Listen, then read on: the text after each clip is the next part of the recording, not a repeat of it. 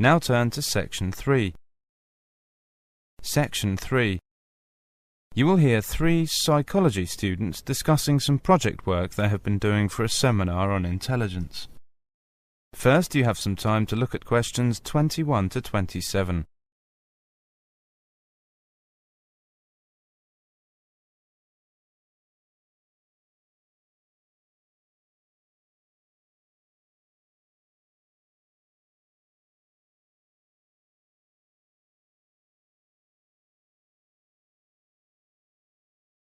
Now listen carefully and answer questions 21 to 27.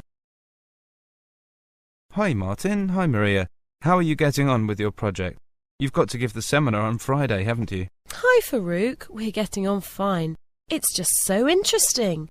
Do you want to hear about it? Well, I've got 10 minutes before my next lecture, so why not? Let's hear it. Great. And it'll help us sort out who said what, won't it, Martin? That's right. You know, what we've been looking at is research done by a number of psychologists from different parts of the world on intelligence quotients. How they've been rising over the last 50 years. Really? Yes. Some psychologists have measured increases in intelligence of up to 25 points in one generation. Amazing. What's causing us all to get cleverer? There's a political scientist from New Zealand called James Flynn. Well, he's a pioneer in this field, and he's found that people perform the visuospatial tasks in intelligent tests much better than they did 50 years ago. Partly he puts this down to people playing with their PCs and watching TV, things like that. What about diet? Does that have anything to do with it? Perhaps. Robert Howard, a Sydney psychologist, thinks that it does. Just as eating better has made children taller, their average intelligence has also risen. He also says that parents are having fewer children, so they're able to pay more attention to their children, which has a positive effect on kids' intelligence. IQ tests have verbal and numerical elements too. Have these also been improving?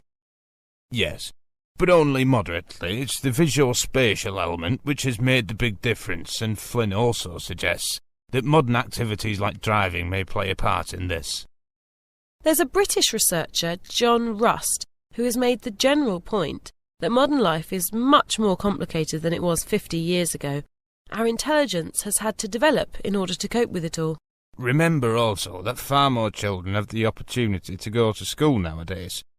Howard thinks that must be a leading factor in improved IQ test performance. Well, yes, that would seem fairly obvious. To come back to John Rust, he suggests that as science and knowledge develop, ideas become more complex. Well, the people who produce these ideas, the Einsteins and Hawkings, are obviously highly intelligent people, but, he says, ordinary people's intelligence has also had to develop to cope with these new theories. Before you hear the rest of the discussion, you have some time to look at questions 28 to 30.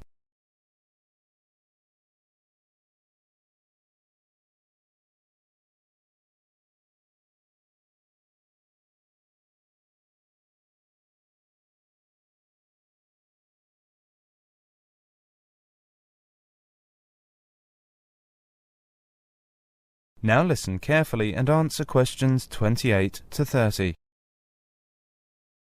Are there any limits to intelligence, or will the human race just continue to get cleverer and cleverer? Actually, research in some Western industrialised countries such as Australia and some European countries suggests that intelligence rose quite steeply for 2 to 3 decades and then levelled off a few years ago. Some pessimists think that quite soon we may see it beginning to dip. In some countries, students seem to be less motivated than before. In that sense, there may well be a limit to intelligence. On the other hand, this rise in intelligence started to happen some years later in East Asian countries, the so-called Asian tigers, and it still hasn't levelled off. Is higher intelligence what has caused exam results to improve here in Britain, do you think? Well, that's a rather political question, so it depends on who you ask. But you must remember that 30 years ago only about 5% of school leavers here went on to university.